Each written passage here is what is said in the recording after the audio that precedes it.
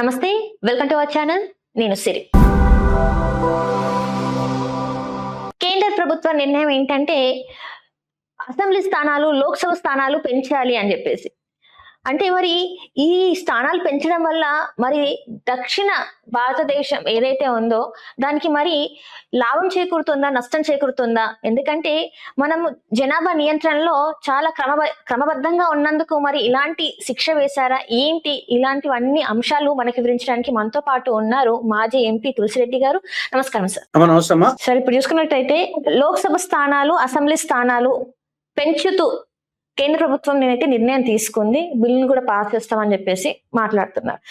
దీని వల్ల మరి దక్షిణ ఏదైతే ఉందో, మరి ఈ దక్షిణ భారతదేశం ఏదైతే అంటే ఇప్పుడు తెలంగాణ, ఆంధ్ర, ఈ సౌత్ ఏదైతే ఉందో మరి ఈ సౌత్ కి నష్టం జరుగుతుందా, లాభం జరుగుతుందా, ఏంటంటారు సార్? ఎవరికి లాభం లేదు, ఎవరికి నష్టం లేదు. ఇది స్టేటస్ కో. ఇప్పుడున్న పరిస్థితే కొనసాగుతుంది. ప్రస్తుతము 543 లోక్సభ సీట్లు ఉన్నాయి. మొత్తం దేశానికంతా 543. దీనిని 50% పెంచుతున్నారు. అంటే 816. 543లో 50% పెంచుతున్నారు. మొత్తం టోటల్ 816 అవుతాయి. ఈ పెంచడం ఏం చేస్తున్నారు? ప్రతి రాష్ట్రంలో 50% పెంచుతున్నారు. జనాభాను కులబద్ద తీసుకోవడం లేదు. ఇప్పుడు మనకు 25 ఉన్నాయి. మన ఆంధ్రప్రదేశ్లో 25 ఉన్నాయి. ఒక 50% పెంచుతారు. 50% పెంచితే 25లో సగం ఎంత? 50% 12.5. కాబట్టి 25 + 12.5 వచ్చేసి 37.5. కాబట్టి 37 గానీ 38 గానీ వస్తాయి మనకు. అదేవిధంగా తెలంగాణకు, ప్రతి రాష్ట్ర, ఉత్తరప్రదేశ్ కు అంతే. ప్రతి రాష్ట్రానికి ఉన్న సీట్ల కంటే 50% పెరుగుతాయి. అది ఉత్తరప్రదేశ్ కావచ్చు, కేరళ కావచ్చు, ఆంధ్ర కావచ్చు, తమిళనాడు కావచ్చు. కాబట్టి దీంట్లో జనాభాకు సంబంధమే లేదు. దీనికి జనాభాకు సంబంధం లేకుండా గంపగుత్తగా దేశమంతా 50% పెంచారు.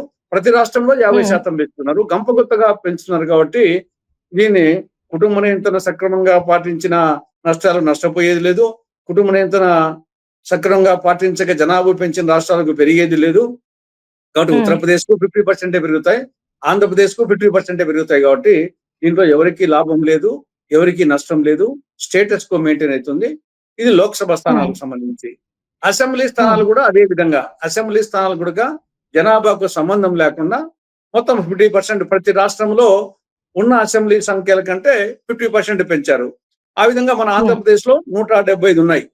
175 50% పెంచితే 262 అవుతాయి. అదేవిధంగా ఏ రాష్ట్రంలో ఉన్న సీట్ల కంటే 50% పెంచుతున్నారు. కాబట్టి సంఖ్య వరకు సంబంధించి జనాభాకు దానికి సంబంధమే లేదు. లోక్సభ స్థానాల సంఖ్య కానీ, అసెంబ్లీ స్థానాల సంఖ్య కానీ దీనికి జనాభాకు సంబంధం లేకుండా గంపగుత్తగా 50% పెంచారు. కాబట్టి ఏ రాష్ట్రము నష్టపోయేది లేదు, ఏ రాష్ట్రము లాభపడేది లేదు.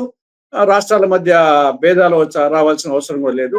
కాబట్టి సంఖ్యాపరంగా ఏం ఇబ్బంది లేదు. దానికి పాపులేషన్ సంబంధమే లేదు. కానీ ఇక్కడ చూసుకున్నట్టయితే ఉత్తర భారతదేశానికి ఈ స్థానాలు పెంపడం వల్ల వాళ్ళకే అధిక లాభం ఉందని చెప్పేసి చాలా మంది విశ్లేషకులు మాట్లాడుతున్నారు. అండ్ అట్లనే చూసుకున్నట్టయితే తమిళనాడు నుంచి గట్టి వ్యతిరేకత మనకి వినిపిస్తుంది సార్, కనిపిస్తుంది కూడా.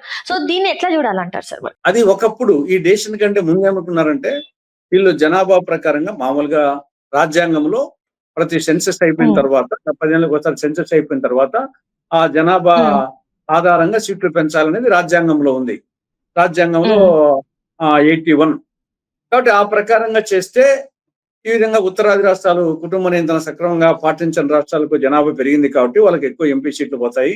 కుటుంబ నియంత్రణ సక్రమంగా పాటించినటువంటి దక్షిణాది రాష్ట్రాలు, ఆంధ్రప్రదేశ్ కానీ, తెలంగాణ కానీ, తమిళనాడు కానీ, కర్ణాటక, కేరళ ఇవి నష్టపోతాయి అని దానికి ప్రతిఘటన వచ్చింది. ముఖ్యంగా స్టాలిన్ నుండి ఎక్కువ వచ్చింది. మిగతా అనేక దక్షిణాది రాష్ట్రాలు ఆ విధంగా అనుకున్నాయి. కానీ ఆ విధంగా చేయలేదు. కేంద్ర ప్రభుత్వము జనాభాను ప్రాతిపదికగా తీసుకోలే. జనాభాను ప్రాతిపదికగా తీసుకోకుండా గంపగుత్తగా 50% పెంచారు. ప్రతి రాష్ట్రంలో 50% పెంచారు. కాబట్టి జనాభాకు దానికి సంబంధమే లేదు. కాబట్టి ఇప్పుడు ఎవరు దీని గురించి సంఖ్య గురించి ఎవరు బాధపడాల్సిన అవసరమే లేదు. అందరికీ సమానంగా వస్తాయి. సార్, మరి ఇప్పుడు చూసుకున్నట్టయితే ఈ డీలిమిటేషన్ ఏదైతే ఉందో దానికి ఇప్పుడు అంటే ఇప్పటి వరకు 2011 లో అప్పుడు చేశారు. ఇప్పుడు అంటే ఏంటంటారు, ఈ సెన్సస్ అనేది అప్పుడు చేశారు. ఇంతవరకు మళ్ళీ చేయలేదు. అది చేసిన తర్వాత అయినా ఒకసారి చేయాల్సింది కదా, ఇంతవరకు చేయలేదు అని చెప్పేసి కూడా కొంతమంది మాట్లాడుతున్నారు. మరి దాన్ని ఎలా చూడాలంటారు సార్? ఓకే, ఇప్పటి వరకు సంఖ్య వరకు చెప్పాము.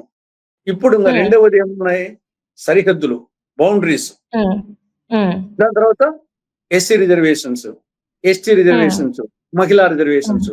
వీటికి సంబంధించి అప్పుడు పాపులేషన్ సంఖ్యకు సంబంధించి పాపులేషన్ సంబంధం లే, గొప్పగా పెంచారు 50%. ఇప్పుడు పాపులేషన్ ఎక్కడ వస్తుంది?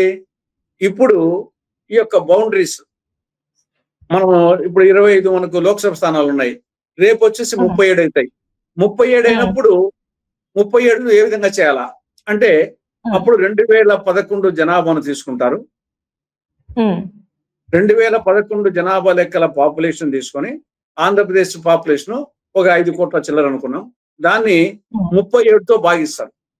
మనకు 37 లోక్సభ స్థానాలు చేయాలి కదా, 37తో భాగిస్తే యావరేజ్ గా ఒక్కొక్క నియోజకవర్గానికి ఒక 14 లక్షల, 15 లక్షల, 16 లక్షల యావరేజ్ గా వస్తుంది. అప్పుడు ఆ పాపులేషన్ బేస్ చేసుకొని మొత్తం అది శ్రీకాకుళం ఇచ్చాపురం నుండి కానీ, లేకుంటే కుప్పం దక్షిణాది కుప్పం నుండి కానీ, లేకుంటే మడకశిర నుండి ఒకవైపు నుండి మొత్తం యావరేజ్ పాపులేషన్ 15 లక్షల, 16 లక్షల ఒక నిర్ణయానికి వస్తారు కదా. ఆ ప్రకారంగా లోక్సభను పరిధి నిర్ణయించుకుంటూ మొత్తం రాష్ట్రాన్ని 37 సెగ్మెంట్స్ చేస్తారు. ఎందుకంటే ఇప్పుడు 25 కాబట్టి 25 నుంచి 37 లోక్సభ స్థానాలు పెరగాలి కాబట్టి అప్పుడు ఆ బౌండరీస్ మారుతా పోతాయి. సంఖ్య మనకు వచ్చిన సంఖ్య ఇప్పుడు 25, 37 మారుతుంది. ఏ రాష్ట్రానికి ఆ రాష్ట్రం సంఖ్య పెరుగుతుంది 50%. కాబట్టి అప్పుడు ఏ విధంగా తీసుకోవాలన్నప్పుడు 2011 జనాభా తీసుకుంటారు. మీరు చెప్పినట్లు 2021 మామూలుగా తీసుకోవాలా, సెన్సెస్ చేయలేదు కాబట్టి 2000 సెన్సెస్ లేవు. ఇప్పుడు ఇంకా కొత్త సెన్సెస్ మనము 2031 వరకు మామూలుగా 10 ఏళ్ళకి వస్తారనుకుంటే, కాబట్టి మనం 2029 ఎన్నికలు జరగాలి కాబట్టి 2021 లేదు కాబట్టి 2011 జనాభా లెక్కల్ని తీసుకున్నారు. 2011 జనాభా లెక్కలు తీసుకుని దేనికోసము? ఏ రాష్ట్రంలో ఆ రాష్ట్రంలో దేశానికి అంత సంఖ్య పాపులేషన్ అవసరం లేదు కాబట్టి ఏ రాష్ట్రంలో ఆ రాష్ట్రంలో ఏ విధంగా చేయాలా. ఇప్పుడు మన ఆంధ్రప్రదేశ్ 37 చేయాలంటే 37ను ఎట్లా చేయాలా అంటే ఒక్కొక్క నియోజకవర్గానికి యావరేజ్ గా ఎంత ఉండాలా, దానికి పాపులేషన్ కావాలా. దానికి 2011 పాపులేషన్ తీసుకుంటున్నారు అంతే తప్ప ఒక రాష్ట్రానికి ఇబ్బంది ఏం లేదు. ఇక్కడ వచ్చేసి ఏ రాష్ట్రానికి ఆ రాష్ట్రమే కాబట్టి ఆ విధంగా 37 చేసిన తర్వాత నెక్స్ట్ ఏం తీసుకుంటారు? 37 లోక్సభ స్థానాలు తీసుకున్న తర్వాత దాంట్లో రిజర్వేషన్స్, ఎస్టీ రిజర్వేషన్స్ అప్పుడు ఏం చేస్తారంటే మొత్తము ఆంధ్రప్రదేశ్ లో పాపులేషన్ దామాసం 2011లో మొత్తం పాపులేషన్ లో ఎస్టీ పాపులేషన్ ఎంత ఉంది? ఒక 6%, 7%, 8%. కాబట్టి మొత్తం 37 సీట్లలో సపోజ్ 7% ఎస్టీ పాపులేషన్ అనుకోండి. మొత్తం 2011 జనాభా లెక్కల ప్రకారంగా మనం టోటల్ పాపులేషన్ లో ఎస్టీ పాపులేషన్ 7% ఉందనుకోండి. అప్పుడు ఏం చేస్తారు? మనకు వచ్చిన 37 సీట్లను 7%, 37 సీట్లలో 7% ఎస్టీలకు ఇస్తారు. అవి రిజర్వేట్ చేస్తారు. అయిన తర్వాత మిగతా ఉంటాయి కదా, సపోజ్ ఒక 3 సీట్లు వచ్చాయి అనుకోండి. 3 సీట్లు 30లో 3 పోతే 34 మిగులుతాయి. 34లో మళ్ళీ ఎస్సీ రిజర్వేషన్ చేస్తారు. ఎస్సీ రిజర్వేషన్ ఏ విధంగా చేస్తారు? మళ్ళా పాపులేషన్ ప్రకారంగా 2011 పాపులేషన్ ప్రకారంగా టోటల్ పాపులేషన్ లో ఎస్సీ పాపులేషన్ ఎంత ఉంది అని తీసుకుని ఒక 15%, 16% అనుకోండి. అప్పుడు మొత్తం 37 సీట్లలో 16% అనుకోండి. 16% అయితే ఎన్ని సీట్లు వస్తాయి? కాబట్టి ఆ ప్రకారంగా దాంట్లో హైయెస్ట్ ఎస్సీ పర్సెంటేజ్ కౌంట్ తీసుకుంటూ వచ్చి అన్ని సీట్లు అలాట్ చేస్తారు. ఇంకా మిగిలినట్టు వచ్చేసి ఓసీ ఓపెన్ కాంపిటీషన్ జనరల్ కి వదిలిపెట్టేస్తారు. కాబట్టి ముందు ఎస్టీకి చేస్తారు, ఎస్సీకి చేస్తారు. మనకు లోకల్ బాడీస్ లో బీసీ ఉంది కానీ ఇక్కడ అసెంబ్లీకి పార్లమెంట్ కు బీసీ రిజర్వేషన్ లేదు కాబట్టి ఎస్టీ తర్వాత ఎస్సీ తర్వాత నెక్స్ట్ ఓసీ వస్తుంది. ఇవి చేసిన తర్వాత మహిళా రిజర్వేషన్ చేయాలి. మహిళా రిజర్వేషన్ మళ్ళా దాంట్లో ఎస్టీలో 33%, 3 వచ్చినా అనుకోండి ఎస్టీలో మన రాష్ట్రంలో 3 లోక్సభ స్థానాలు, దాంట్లో 33% అంటే 1 మహిళలకు ఇవ్వాలి. 1 మహిళలు ఎస్టీ, 2 ఎస్టీ మహిళ. కాబట్టి ఆ మహిళ ఏం చేయాలన్నప్పుడు అది రొటేషన్ లో చేస్తారా, లాటరీ ప్రకారంగా, లేకుంటే హైయెస్ట్ పర్సెంటేజ్ తీసుకుంటారా అనేది మరి డీలిమిటేషన్ కమిషన్ నిర్ణయించిన బట్టి ఉంటుంది. కాబట్టి ఎస్టీ అయిన తర్వాత దేంట్లో మళ్ళీ మహిళా రిజర్వేషన్స్ 33 తేవాలా. కాబట్టి అది లాటరీ ప్రకారం వేస్తారా, లేకుంటే వచ్చేసి రొటేషన్ సిస్టమ్ లో వేస్తారా, లేకుంటే పర్సెంటేజ్ ఆఫ్ పాపులేషన్ హైయెస్ట్ నుండి లోయెస్ట్ కి వస్తారా, అది చూడాలా. కాబట్టి సమస్యల్లో ఇప్పుడు సంఖ్యాపరంగా సమస్య లేదు. ఉన్నదల్లా సరిహద్దులు మారుతాయి. నంబర్ పెరుగుతుంది. తర్వాత రిజర్వేషన్స్ మారుతాయి. తర్వాత మళ్ళా మహిళా రిజర్వేషన్స్ కూడా ఉన్నాయి కాబట్టి ఇది ఓవరాల్ గా అంతే తప్ప మనము ఉత్తరాది దక్షిణాది ఇంకా ఎవరో ఆ గలాట అవసరమే లేదు. దాని గురించి ఇష్యూనే కాదు. ఇంకా ఏ రాష్ట్రానికి సంబంధించి ఆ రాష్ట్రంలో చూసుకోవాల్సిందే. అంటే ఇక్కడ చూసుకున్నట్టయితే ఎప్పుడైతే ఈ మహిళా రిజర్వేషన్ ఎప్పుడైతే వచ్చిందో సార్, అంటే అది 2024లో వాళ్ళు చెప్పినా కూడా దీన్ని అప్లికబుల్ ఎప్పుడైతే ఉంటుందంటే 2029 ఎలక్షన్స్ మాత్రమే ఉంటుందని చెప్పారు. ఇక్కడ చెప్పిన తర్వాత ఈ స్థానాలు పెరిగిన తర్వాత మీరు అన్నట్టు ఎస్సీ ఎస్టీ ఇది ఏదైతే ప్రాతిపదికన ఉందో దాని రకంగానే వెళ్తారా, లేకపోతే కొత్త వాళ్ళకి ఏమైనా అవకాశం ఉందా అంటారు? ఎందుకంటే ఇంట్లో నుంచి ఇప్పుడు ఒకవేళ ఒక వ్యక్తి రాజకీయ నాయకుడు అంటే ఆ ఇంట్లో నుంచి ఆ కుటుంబానికి చెందిన మహిళలే బయటికి వస్తున్నారు. కొత్తగా వచ్చే వాళ్ళు ఎవరు ఉండట్లేదు. మరి కొత్తగా వచ్చే వాళ్ళకి ఛాన్స్ ఉంటుందా ఉండదా సార్? మరి ఇప్పుడు ఇది పార్టీలో టికెట్ ఇచ్చేదాన్ని బట్టి ఉంటదమ్మా. ఇప్పుడు పార్టీ పరంగా ఇప్పుడు కాంగ్రెస్ గాని, టీడీపీ గాని, బీజేపీ గాని, జనసేన గాని, వైకాపా గాని, సిపిఐ, సిపిఎం పార్టీలు టికెట్ ఇచ్చే వాళ్ళకు అది పార్టీల ఇష్టం.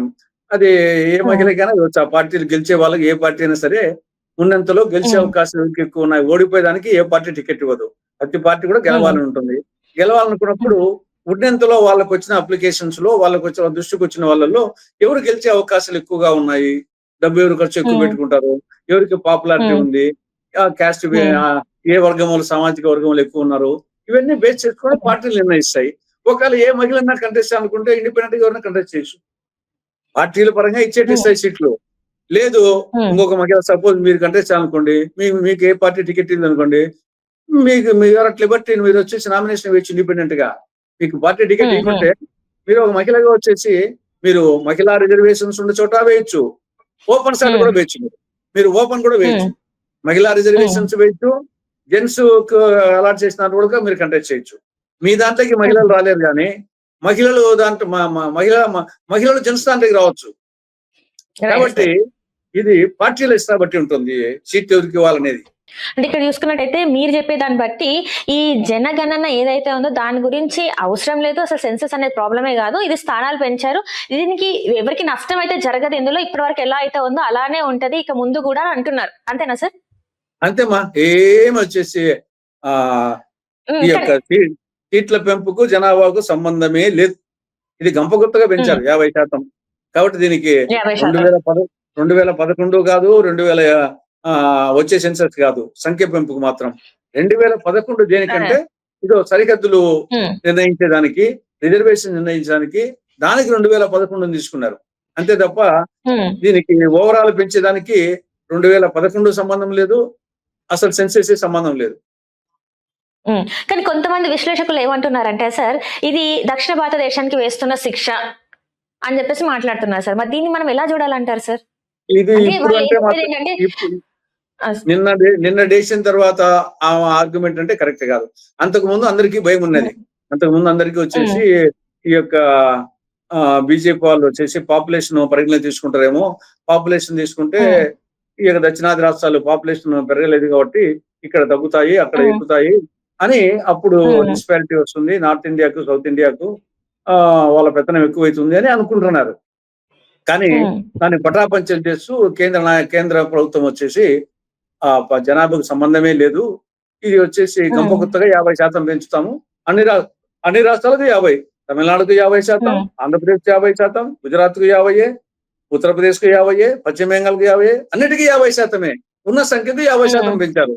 కాబట్టి ఇంకా అది దాని గురించి రీసెంట్ గా తీసుకున్న డెసిషన్ కు అయితే మాత్రము ఎవరన్నా వ్యతిరేకించడం వచ్చేసి దాంట్లో అర్థం లేదని నా అభిప్రాయం. రైట్ సార్, చాలా చక్కగా వివరించారు సార్. మీ సమయాన్ని మా కోసం కేటాయించినందుకు ధన్యవాదాలు సార్. థ్యాంక్ యూ మా.